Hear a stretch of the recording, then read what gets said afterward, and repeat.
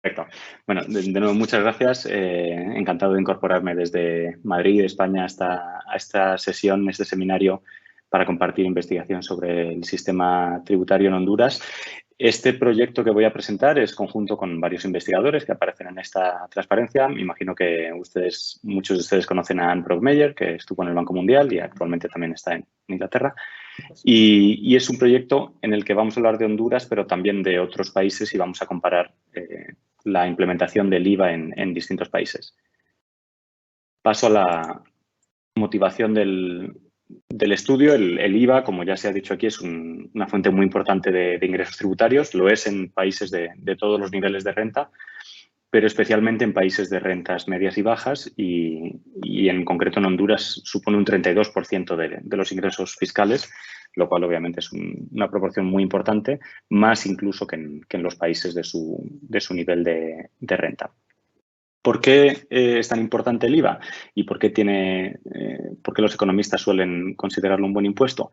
Por un lado, es un impuesto que es eficiente desde el punto de vista de la producción, porque no distorsiona los precios de los insumos, y la base que grava es el consumo agregado, lo cual es menos distorsionador que poner impuestos a la renta o al capital por razones teóricas. Como resumen, Slemrod y Velayudan, el IVA es básicamente un impuesto a las ventas, pero con retención en cada etapa de la cadena. Una segunda razón por la que el IVA tiene muchas ventajas es que recauda mucho impuesto. Es eficiente desde el punto de vista de la recaudación, principalmente por los incentivos que crea. El vendedor y el comprador en una transacción tienen incentivos asimétricos para evadir y además funcionan como un tercero que reporta la información, con lo cual es más difícil ocultar las transacciones de IVA. Y esto ha justificado que se adopte en muchos países en décadas recientes. Sin embargo, la adopción en países de América Latina, de África, de Asia, no ha tenido tanto éxito como se esperaba y esto se resume en un indicador que calcula el Fondo Monetario Internacional, que es la C-eficiencia.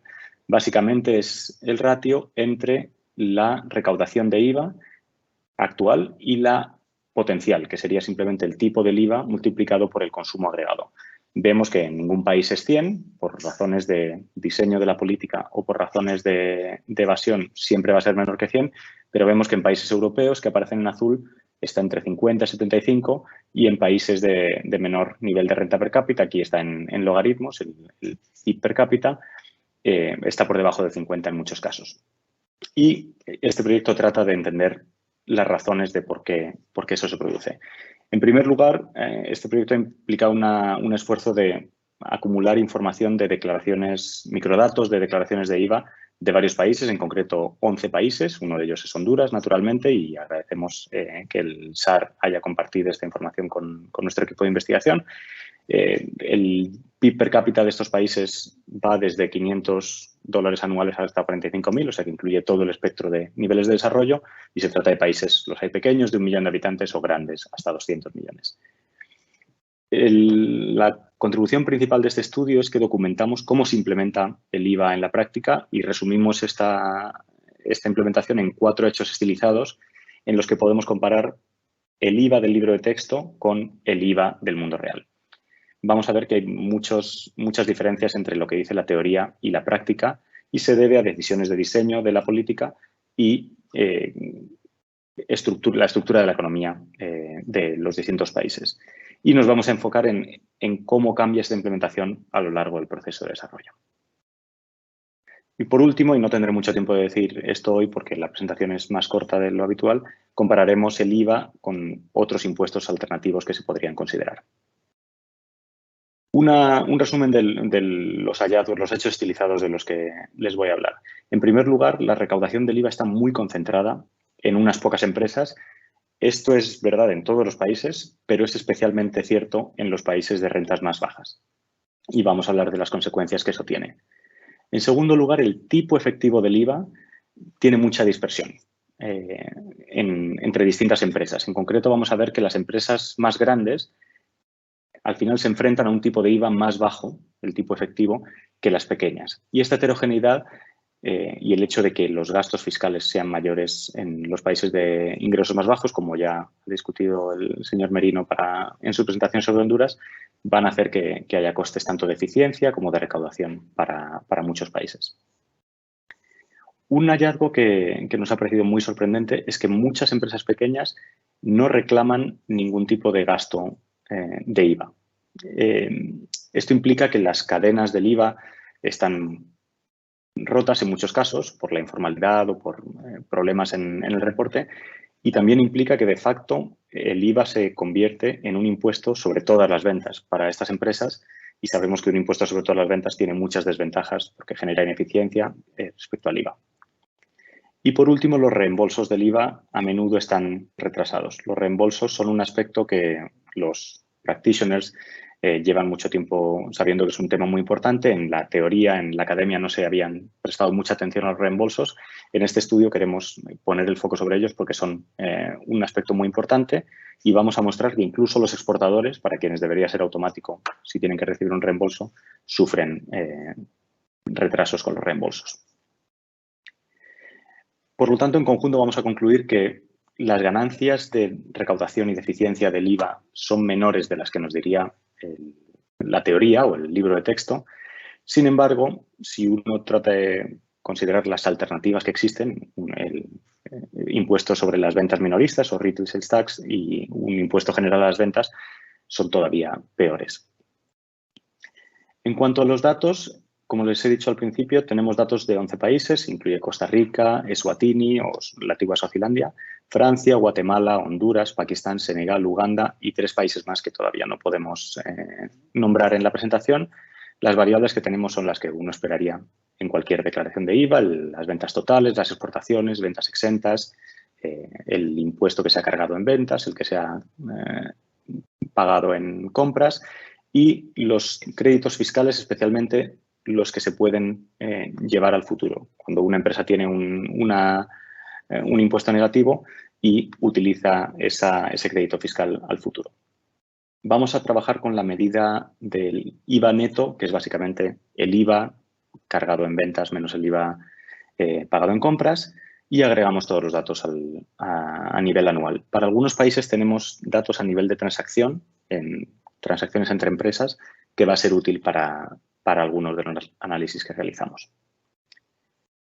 Y aquí se puede ver en un mapa los países que tenemos. Como ven, tenemos 3 en Centroamérica, tenemos algún país europeo adicionalmente a Francia, algunos africanos, y en Asia, Pakistán. Obviamente nos gustaría tener más y no es una muestra aleatoria, pero creemos que es una muestra representativa de países de distinto nivel económico. Por lo tanto, el plan de mi presentación es mostrar los 4 hechos estilizados: la concentración de la recaudación, los tipos efectivos, el hecho de que muchas empresas no reclaman IVA por los insumos y los reembolsos. Y al final haré unas reflexiones finales sobre la interpretación de los resultados. En cuanto a la concentración de la recaudación, la teoría nos dice que el IVA es un impuesto amplio, grava todo el consumo y todas las transacciones entre empresas, con lo cual uno esperaría que lo paguen muchas empresas. En la práctica, si uno se fija en qué proporción del IVA envían a la autoridad tributaria las empresas más grandes, vemos que se concentra mucha recaudación en muy pocas empresas. Y esto es especialmente verdad en países con menor ingreso, aunque no solo en ellos. Y esto pasa pese a que el umbral de registro en el IVA tiende a ser más alto en los países con ingreso más bajo. Les muestro gráficamente el resultado. En este gráfico mostramos la proporción del impuesto a pagar en el IVA que reportan el 10% de empresas más grandes de cada país. Y cada punto representa una observación de un país en un año. Los países están diferenciados por colores y pueden ver que Honduras tiene este color azul claro. Las observaciones de Honduras estarían aquí, y las que están muy cerca son las del vecino Guatemala. Y como vemos, en todos los países de nuestra muestra, el 10% más grande de empresas aporta el 90% o más de la recaudación. En los países europeos con mayor renta es más cerca del 85%. Y hay una excepción aquí de un país africano, Suazilandia, que es un poco diferente.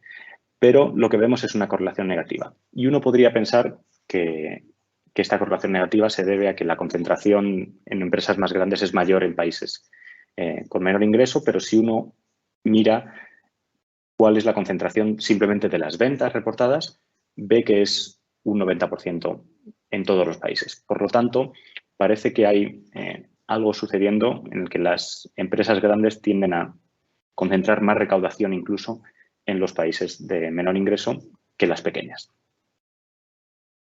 Y esto, de nuevo, es pese a que el umbral de registro obligatorio en el IVA tiende a ser más alto, aquí lo hemos puesto como proporción del PIB per cápita, en los países con menor ingreso que en los países con mayor ingreso.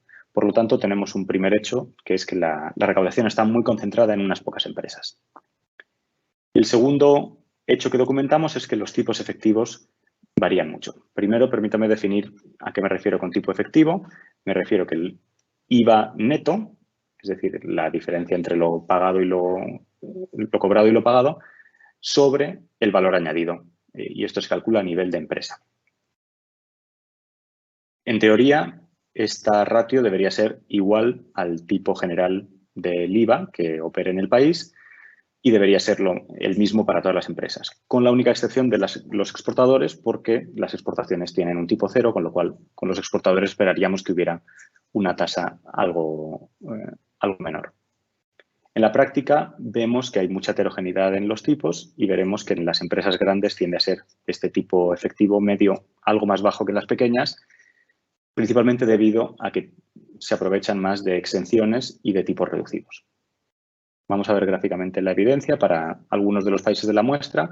La raya horizontal en cada país es el tipo general, en el caso de Honduras el 15%, y aquí tengo las empresas ordenadas de 0 a 100, de menor a mayor por percentiles, y como se puede ver, voy a hacer zoom para que vean mejor. Bueno, no puedo hacerlo, pero espero que puedan ver bien el gráfico. Las empresas pequeñas tienen un tipo efectivo del IVA más alto que las grandes. Y la justificación está en el tipo de ventas que realizan cada empresa. En verde tenemos las ventas que se graban a un tipo general. En azul tenemos las que se graban a un tipo reducido o exento. Y en rojo las exportaciones. Vemos que las exportaciones solo afectan al 10% de las empresas más grandes prácticamente. Y los tipos reducidos, aunque afectan a todas, afectan más a las empresas más grandes. Sin embargo, las pequeñas tienden a comerciar bienes que se graban al tipo general. Por lo tanto, aquí es el diseño de la política la que está haciendo que las empresas pequeñas soporten un tipo de IVA algo más alto que las grandes. Y sucede algo similar en otros países. Un punto importante es que las exportaciones no son suficientes para explicar esta heterogeneidad. Generalmente la heterogeneidad la explica los tipos reducidos. De acuerdo. Pasamos al tercer hecho estilizado, que es que muchas empresas no reclaman IVA por sus insumos. En teoría, todas las empresas que están dentro del sistema del IVA deberían cobrar IVA en las ventas, pagar IVA en sus inputs y al final del periodo, el mes o el trimestre, enviar la diferencia de lo pagado y lo cobrado a la administración tributaria. En la práctica vemos que muchas empresas, sobre todo pequeñas, no reclaman ningún insumo sobre el que han pagado IVA. En la práctica esto implica que el IVA es un impuesto sobre todas las ventas de estas empresas, lo cual crea ineficiencia porque se crea este efecto en cascada y es una señal de que las cadenas del IVA, que es en lo que se basa los incentivos del impuesto, están rotas. Parece que muchas empresas pequeñas tienen sus proveedores en el sector informal o al menos fuera de la red del IVA y esto hace que se quiebre la naturaleza del impuesto. Y esto genera ineficiencia y puede ser muy costoso, especialmente para las empresas que están en esta situación. Para ver la gravedad y la taxonomía de este problema en distintos países, aquí de nuevo ordenamos las empresas de menor a mayor en cada país y vemos que en países como Pakistán o el mismo Honduras, las empresas más pequeñas hay una proporción muy alta que no reclaman ningún insumo y solo a partir del percentil 25, o sea, a partir del primer cuartil, empieza a tener una distribución más parecida a la que puede haber en Guatemala o en un país como Francia, con un sistema más consolidado. Y vemos que en un país como Francia, la mitad de las empresas más grandes, prácticamente no hay ninguna que no reclame coste de sus inputs. Solo podría darse este caso en condiciones normales en una empresa de servicios donde todo el coste sea coste laboral. Y si comparamos los países en una gráfica similar a la original y vemos el porcentaje de empresas que no reclaman ningún tipo de coste de inputs, vemos que de nuevo hay una correlación con el nivel económico. Los países con una renta más alta tienen muy pocas empresas en esta situación, mientras que los de rentas más bajas, sobre todo en algunos casos, tienen una situación muy diferente. Y aquí Honduras creo que está aquí. Habría un 30% aproximadamente de empresas que no reclaman el coste de sus insumos. Y pasando al cuarto hecho estilizado, hablemos de los reembolsos. En teoría, los reembolsos se deberían dar a cualquier empresa que tenga una carga de IVA negativa, que es el caso sobre todo en los exportadores. Los exportadores compran insumos localmente por los que pagan IVA, pero cuando exportan no tienen que cobrar el IVA por el diseño del impuesto. Entonces, en muchos casos van a tener un saldo negativo y deberían recibir automáticamente casi un reembolso. En la práctica, casi todas las administraciones tributarias frenan el proceso de reembolsos, sobre todo por la sospecha de fraude, por las comprobaciones que se tienen que realizar.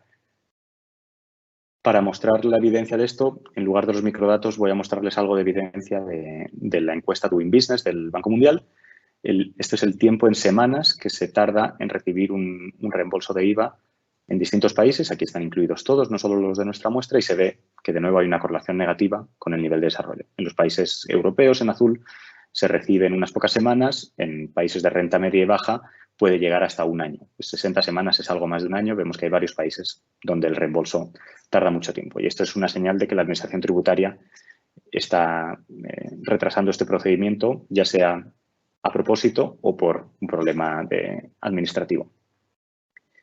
Y también se tarda más tiempo en rellenar el papeleo para pedir un reembolso de nuevo. En los países de rentas más altas este proceso es corto, es rápido en horas. En otros países hay mucha heterogeneidad, pero hay algunos en los que este valor es muy alto.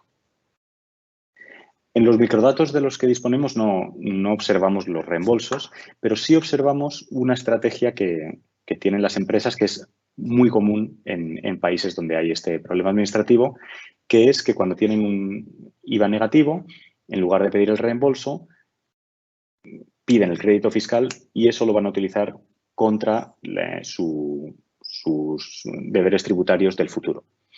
Esto es un síntoma de que los reembolsos no son un proceso muy lento y es poco rentable, pero también genera un riesgo de cumplimiento, porque las empresas que piden este carry forward, este crédito fiscal, no van a ser fiscalizadas de la misma manera que lo serían si pidieran el reembolso. Y para esto podemos analizar menos países, pero de nuevo Honduras está incluido en esta muestra. Esta es la proporción de empresas que están en situación de carry forward, es decir, que tienen créditos fiscales por más de 12 meses. Y vemos que puede ser en muchos países del 20-30%. Honduras está aquí entre el 15 y el 20%. Y vemos que en países con renta más alta suele ser una proporción realmente muy baja. Entonces, es comprensible este equilibrio, que no es bueno para nadie, es comprensible porque es una manera de frenar las oportunidades de fraude, pero podría estar afectando a empresas que no están cometiendo fraude, sobre todo los exportadores. Hemos hecho una indagación de cuántos de estos países dan facilidades a exportadores y empresas grandes para obtener reembolsos y vemos que 9 de 11 países en la muestra lo hacen, pero si miramos a los exportadores, que definimos como empresas que exportan más del 30% de sus ventas, sufren prácticamente lo mismo que el resto de empresas de este tipo de problemas. Si vemos este gráfico, aquí estamos viendo la proporción de exportadores en azul y de el resto de empresas que están en situación de carry forward durante más de 12 meses y aquí vemos que en muchos países, incluso los exportadores, tanto en Guatemala como en Honduras, hay más exportadores en esta situación que empresas del resto de la economía. Por lo tanto, esto es un signo. Yo no conozco el sistema tributario de Honduras también como todas las personas que están en la audiencia y escuchando, pero esto parece ser un síntoma de que este problema ocurre en Honduras, el tema de los reembolsos. Y aquí iré rápido porque creo que tengo poco tiempo para presentar esta parte.